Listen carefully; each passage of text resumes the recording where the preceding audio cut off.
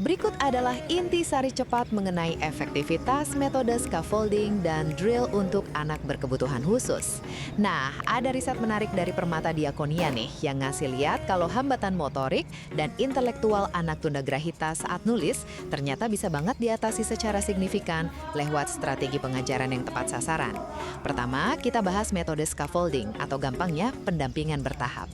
Jadi di sini guru bakal ngasih contoh langsung dan pelan-pelan nuntun tangan anak waktu menyalin tulisan, yang mana ini tuh ibaratnya mirip seperti memasang roda bantu pada sepeda anak yang perlahan-lahan dilepas ketika mereka mulai menemukan keseimbangannya sendiri. Kedua, pendampingan tadi pastinya harus dibarengin sama pentingnya repetisi lewat metode drill alias latihan berulang, kayak menebalkan huruf terus-menerus. Tapi tunggu dulu, bukankah latihan berulang-ulang seperti ini justru membuat anak cepat bosen? Pasti mikirnya gitu kan? Nah, nyatanya bagi anak berkebutuhan khusus, repetisi ini justru sangat krusial buat membangun memori otot dan melatih rentang fokus mereka yang emang mudah teralihkan. Halo, selamat datang di bahasan kita kali ini. Hari ini kita bakal membedah sebuah topik yang, jujur aja, mungkin bakal mengubah cara Anda ngelihat benda yang super sederhana. Benda yang mungkin sering banget berserakan di lantai ruang bermain anak atau yang bikin dinding rumah Anda penuh sama coretan. Yap, kita bakal ngomongin soal krayon. Tapi tunggu dulu, kita nggak lagi bahas krayon sekedar sebagai alat buat main-main loh. Kita bakal bedah ini dari kacamata sains dan psikologi dan melihatnya sebagai sebuah kekuatan super tersembunyi yang luar biasa banget buat anak-anak berkebutuhan khusus. Jadi, coba kita mulai dengan satu pertanyaan besar nih. Bisa nggak sih sekotak krayon biasa itu benar-benar mengubah cara seorang anak berkebutuhan khusus berinteraksi sama dunianya? Sebagian besar dari kita mungkin mikir, mewarnai itu kan cuma cara biar anak anteng. Tapi, data dan riset yang bakal kita ulas bareng-bareng hari ini nunjukin kalau aktivitas sesederhana ini justru bisa jadi kunci pembuka potensi sosial dan emosional mereka yang selama ini mungkin terkunci rapat. Bagian 1. Di balik coretan warna. Gini, buat paham kekuatan asli dari sebatang krayon, kita harus ngintip dulu realitas di baliknya. Di balik diamnya anak-anak berkebutuhan khusus, atau di balik gerakan mereka yang kadang kelihatannya hiperaktif, itu sebenarnya ada perjuangan besar yang nggak kelihatan oleh mata kita. Banyak dari mereka, entah itu yang ada di spektrum autisme, Down syndrome, atau retardasi mental, menghadapi semacam tembok raksasa dalam hal komunikasi verbal dan ngatur emosi. Perasaan mereka itu bisa bergejolak hebat, tapi sayangnya kata-kata seringkali nggak mau keluar. Nah, disinilah art terapi atau terapi menggambar itu masuk dan ngeruntuhin mitos lama. Poin pentingnya, ini bukan sekedar hobi anak-anak. Para ahli merumuskan ini sebagai intervensi kognitif dan motorik yang sangat terstruktur. Terapi ini ngasih ruang aman buat mereka berekspresi tanpa harus ngomong dan ngebantu banget adaptasi sosial mereka. Jadi kita harus stop mikir kalau mewarnai itu cuma main-main, karena nyatanya ini alat terapeutik yang beneran didukung sains. Bagian 2. Seni sebagai bahasa kedua. Sekarang kita geser ke satu sudut pandang yang menurut saya menarik banget. Bagi kita, bahasa pertama itu ya kata-kata. Tapi buat anak-anak yang punya hambatan bicara atau yang susah memproses interaksi sosial yang ruwet, seni ini justru jadi bahasa kedua mereka. Literatur yang kita pelajari hari ini menggarisbawahi hal luar biasa. Mewarnai jadi alat ekspresi diri tanpa butuh satupun kata. Gambar itu jadi jalan keluar buat emosi yang kusut. Pas seorang anak lagi marah, sedih, atau cemas, dan mereka nggak bisa bilang, aku lagi frustrasi nih. Mereka bisa aja menekan krayonnya kuat-kuat ke atas kertas. Proses yang diulang-ulang ini, goresan demi goresan, secara harfiah berfungsi ibarat katuk buat ngelepasin stres dan kecemasan mereka. Dan asal tahu aja, ini bukan cuma sekedar teori manis. Riset akademik udah ngebuktiin itu.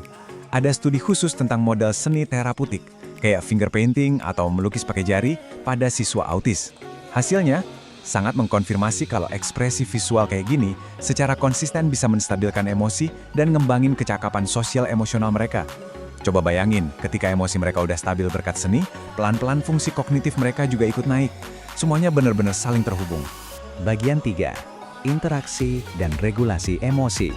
Terus, yang jadi pertanyaan, gimana caranya ketenangan di dalam hati anak ini tiba-tiba bisa berubah jadi interaksi sosial di dunia nyata?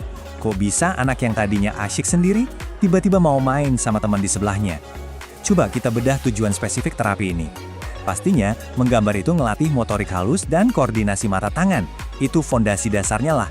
Tapi, yang benar-benar jadi game changer adalah pas aktivitas ini dibikin dalam format kelompok. Bayangin sekelompok anak duduk bareng di satu meja besar. Pas mereka mewarnai bareng, secara alami, mereka lagi belajar interaksi. Mereka belajar sabar nunggu giliran pakai krayon merah, mereka latihan berbagi penghapus, bahkan mulai ngeliat dan memuji coretan temannya.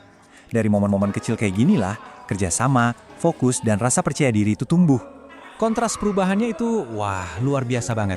Ini adalah kilasan cepat mengenai metode dan tujuan menggambar dengan krayon bagi anak dengan hambatan fisik dan autisme.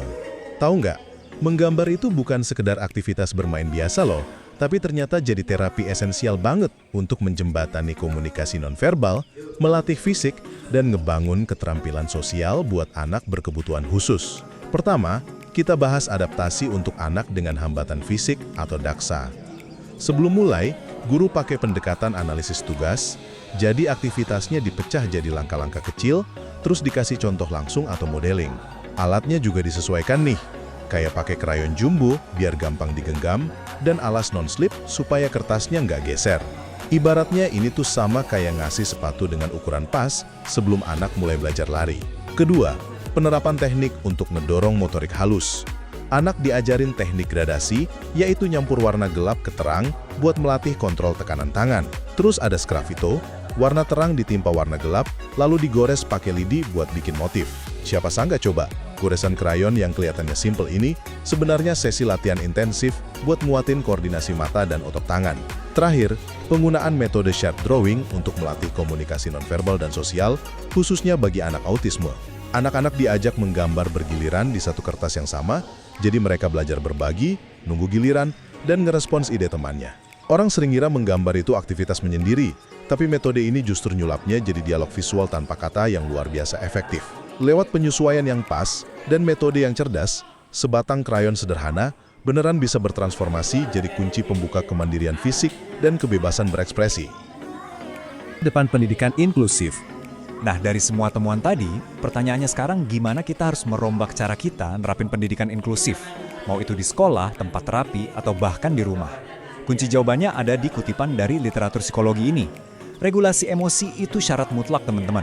Kita nggak bisa dong tiba-tiba maksa anak berkebutuhan khusus buat ngikutin aturan sosial yang ribet atau belajar mandiri kalau di kepala mereka masih penuh sama rasa cemas. Terapi seni ini hadir ngasih pijakan pertama yang super krusial, ngajarin mereka buat ngelola emosi dengan cara yang santai dan fun, sebelum akhirnya mereka melangkah ke kemandirian sosial. Jadi buat Anda yang mungkin seorang pendidik, terapis, atau orang tua tangguh di rumah, ini ada panduan simpel yang bisa langsung dicoba. Pertama, pastikan selalu sediain lingkungan yang aman dan punya struktur yang jelas. Anak-anak ini butuh banget konsistensi. Kedua, pakai alat tempur yang nyaman. Misalnya krayon jumbo buat anak yang motorik kasarnya masih butuh dilatih. Ketiga, Anda bisa mulai dengan ngarahin pakai bentuk-bentuk sederhana. Baru deh pelan-pelan lepasin mereka buat bebas berekspresi. Dan yang paling terakhir, sekaligus yang paling penting, tolong hargai proses kreatifnya. Jangan cuma ngelihat seberapa rapi hasil akhir gambarnya. Dan akhirnya, ini bawa kita ke satu renungan penutup. Kalau dari sekotak krayon sederhana aja, asalkan dikasih panduan yang pas, ternyata beneran bisa ngebuka potensi sosial, ngeredain cemas, dan jadi jembatan komunikasi buat pikiran-pikiran hebat ini. Kira-kira metode atau benda biasa apa lagi ya di sekitar kita yang harus kita kaji ulang potensinya? Yuk kita sama-sama terus berinovasi nyari bahasa-bahasa baru buat ngemperdayain setiap anak dalam pendidikan inklusif. Makasih banyak udah ngikutin bahasan kita kali ini, jangan lupa diterapin ilmunya ya, dan sampai jumpa di penjelasan seru berikutnya.